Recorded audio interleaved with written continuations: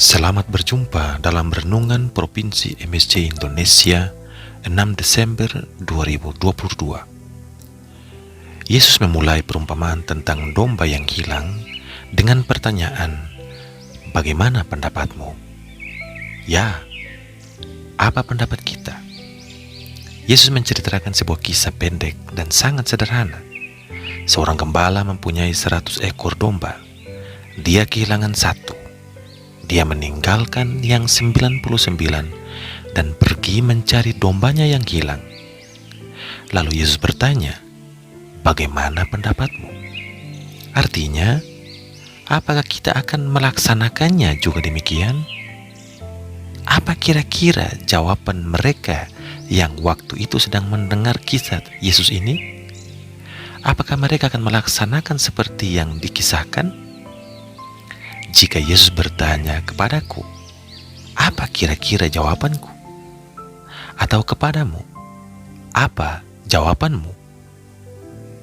Sekedar menggambarkan, tempat untuk menggembala domba ternyata tempat yang sulit aksesnya. Banyak tebing curam, ada banyak hewan buas, belum lagi bisa saja menjadi tempat persembunyian para perampok, pencuri, atau penyamun mungkin. Mungkin juga saya, Anda, atau kita berpikir, toh hanya seekor doang, dan masih ada 99. Kayaknya nggak rugi-rugi amat. Atau kita harus nekat masuk padang gurun dan meninggalkan yang 99 ekor?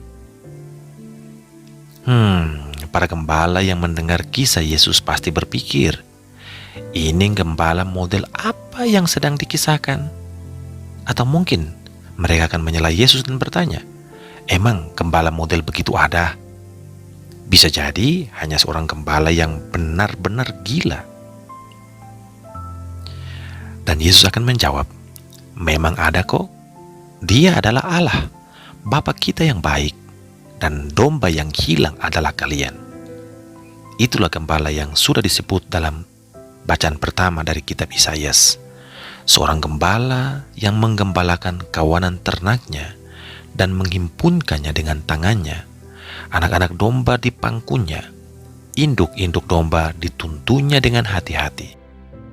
Dengan kata lain, Allah bisa demikian, dalam tanda kutip, mencari yang hilang walau seekor, karena tergerak oleh kasihnya yang besar kepada kaum kecil, kaum miskin, dan yang tersingkir. Hanya cinta sebesar ini yang mampu melakukan hal gila seperti ini.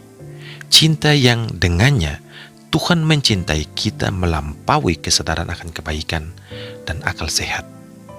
Lebih dari itu, cinta yang begitu dalam membuat Tuhan bergembira dengan ditemukannya yang hilang walau seekor, ketimbang 99 ekor yang sudah ada bersamanya. Betapa baiknya Dia. Sekarang, sanggupkah kita menjadi gembala demikian? Seharusnya bisa, sebab kita percaya kepadanya. Salah satu contoh adalah Santo Nikolaus, yang hari ini tanggal 6 Desember kita rayakan. Mungkin karena pengaruh bahasa Belanda, kita lebih cenderung menyebut Sinterklaas, ya, terutama di wilayah timur, di wilayah Manado, ataupun di Maluku. Menurut berbagai sumber, beliau lahir di Patara, wilayah pantai Lycia, sekarang Turki. Dia sudah menjadi yatim piatu sejak kecil karena orang tuanya walau kaya, mereka mendedikasikan hidup untuk melayani sesama. Dan mungkin karena itu, keduanya meninggal saat melayani yang sakit dan saat si Nikolaus masih kecil. Dia diwariskan harta, namun si Nikolaus kemudian memberikan kepada orang miskin dan dia masuk biara. Kebiasaan memberikan sesuatu kepada orang inilah yang kemudian banyak dikisahkan meninggalkan sebuah kebiasaan, Santo Nikolaus yang datang memberi hadiah kepada anak-anak. Dalam sebuah kisah yang unik, dia kemudian diangkat menjadi uskup di Myra dan meninggal di tempat yang sama pada tanggal 6 Desember tahun 345. Bahkan beliau sempat juga mengikuti konsili Nisea.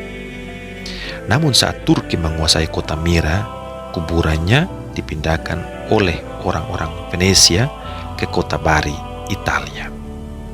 Selamat memasuki dan berefleksi dalam masa Advent ini dan menantikan masa Natal. Terima kasih.